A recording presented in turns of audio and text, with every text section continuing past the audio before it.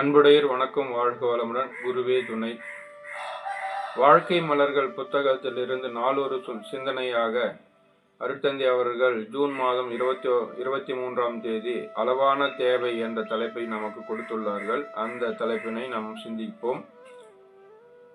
தேவையை பெருக்கிக் கொண்டே செல்லக்கூடாது. பெருக்கிக் கொண்டோமானால் அனுபவத்திலேயே மனம் சென்று கொண்டிருக்கும். பழி செயல் புரிந்து மேலும் மேலும் பிறவித்தொடர் நீளும். தேவைகளை முடிந்தவரை சுருக்க வேண்டும். அப்பொழுதுதான் வந்த வேலை முடிக்க முடியும். வந்த வேலை எது?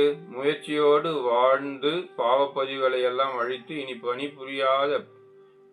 புரியாத தகமை பெற்று தன்னை அறிந்து அறிவில் முழுமை அடைந்து ஆசைகள் எல்லாம் ஒழிந்த நிறைமனம் என்னும் நிர்குணம் பெற்று முக்தி பெற வேண்டியதென்றோ வந்த வேலை.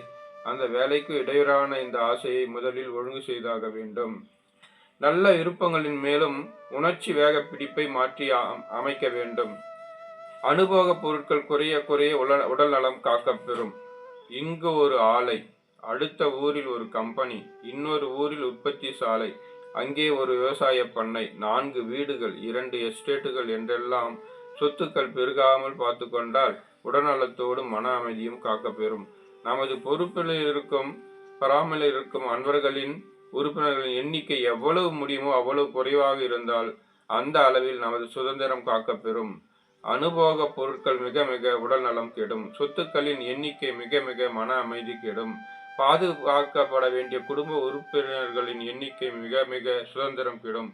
அதே சமயத்தில் நமது கடமைகளை பொறுப்புகளையும் அலட்சியம் செய்வதோ தள்ளி போடவோ கூடாது.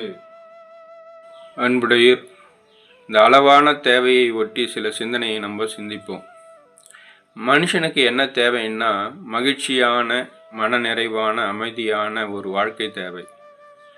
ஆனால் மனிதனுக்கு அந்த அமைதி எங்கே இருக்கிறது, மகிழ்ச்சி எங்கே இருக்கிறது, அந்த மன அமைதி நிறைவு எங்கே இருக்குதுன்னு தெரியல. அதை தான் அறியாமைன்னு சொல்கிறாங்க, மாயைன்னு சொல்கிறாங்க, மயக்கம்னு சொல்கிறாங்க. நம்மலாம் என்ன நினச்சிக்கிறோம்? நல்ல பொருட்களை வாங்கி வாங்கி வாங்கி நம்ம என்ஜாய் பண்ணலாம், நல்ல சொத்துக்களை சேர்த்து சேர்த்து சேர்த்து சேர்த்து நம்ம கௌரவமாக இருக்கலாம் என்றெல்லாம் நினைக்கிறாங்க. ஆனால் எனக்கு தீட்சை கொடுக்க சொல்ல ஒரு விளக்கம் கொடுத்தாங்க. அது என்னன்னா, என்ன கேட்டதை தான் உங்களுக்கு கூட பகிர்றேன். ஒரு ஜாங்கிரி எடுத்துக்கிட்டாங்க. இந்த ஜாங்கிரியில் நீங்கள் சுவைக்கிறீங்க.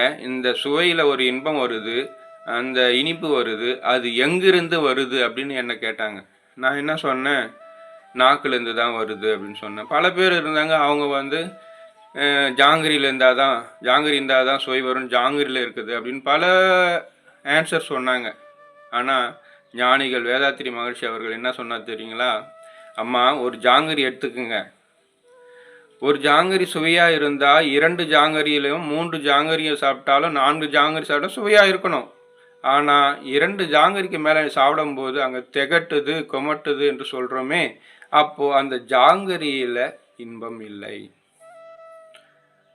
நாக்கில் தான் இன்பம் இருக்குதுன்னு சொன்னால் அந்த நாக்கு ஒரு ஜாங்கிரியை சாப்பிட்டாலும் 2 ஜாங்கிரியை சாப்பிட்டாலும் அங்கே என்ன இருக்கணும்? இன்பம் இருக்கணும். இல்லையே, கொஞ்ச நாளைக்கு மேலே கொஞ்ச நேரத்துக்கு போனோம்னா நாக்கு திகட்டுது.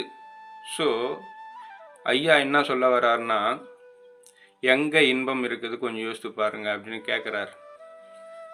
எந்த மனம் பொருட்களையும் புலன்களையும் அளவோடு அனுபவிக்கிறதோ அந்த மனதில்தான் இன்பம்.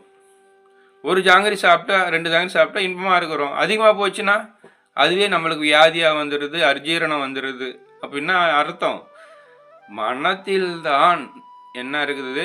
இன்பம் இருக்குது. இது தவிர இது நமக்கு அறியாமையால் என்ன பண்ணுறோம்? எல்லாத்தையும் பொருட்களையும் குவிச்சு என்னென்னவோ செய்து பார்க்குறோம். கட்சியில் அமைதி கிடைக்குமானா கிடைக்காது. ஆனால் நம்ம வந்த நோக்கம் என்ன? மகிழ்ச்சியாக வாழணும், மன நிறைவாக வாழணும், அமைதியாக வாழணும், இறைநிலையோடு ஒன்றி வாழணும் என்ற எண்ணத்தில் தான் நம்ம வந்திருந்தோம். ஆனால் நம்மளுடைய மயக்கம், மாயை என்ன பண்ணுது? பொருட்களை குவிக்குது, சொத்துக்களை குவிக்குது. பொருட்களை குவிக்க குவிக்க உடல் நலம் கெடும், சொத்துக்களை குவிக்க குவிக்க மன அமைதி கெடும் அப்படின்னு சொல்கிறார். ஆகையால் நம்ம என்ன பண்ணோம்? ஒரு விழிப்பு நிலைக்கு வரணும். என்ன வரணும்னா, பொருட்களிலே இன்பம் இல்லை, புலன்களிலே இன்பம் இல்லை. எந்த மனம் பொருட்களையும் புலன்களையும் அளவோடு அனுபவிக்கிறதோ அந்த மனதில் மட்டுமே இன்பம் இருக்கிறது, மன நிறைவு இருக்கிறது, அமைதியும் இருக்கிறது. அது மட்டுமல்லாமல் அந்த மனமே இறைவனாக இருக்கிறது என்ற ஒரு உணர்வு வரும் வரை, எந்த உணர்வு? மனமே, தெய்வத்தினுடைய தன்மாற்றமே மனமே என்னவா இருக்கிறது? இறைவனாக இருக்கிறது, அதுதான் எல்லாமாக இருக்கிறது என்ற உணர்வு, இறை உணர்வு வராத வரைக்கும் நமக்கு என்ன கிடைக்காது? பிறவி பயன் கிடைக்காது, மகிழ்ச்சி கிடைக்காது, மன நிறைவு கிடைக்காது, அமைதி கிடைக்காது. ஆகையால் என்ன பண்ணணுங்க? அதுக்கு உண்டான பயிற்சியை மனவளக்கலையில் கொடுக்குறாங்க. அந்த மனவளக்கலையில் நம்ம சேர்ந்து மகிழ்ச்சியும் மன நிறைவும் அமைதியும் பெறலாம். இது உண்மை, உண்மை, உண்மை. வாழ்க வளமுடன்.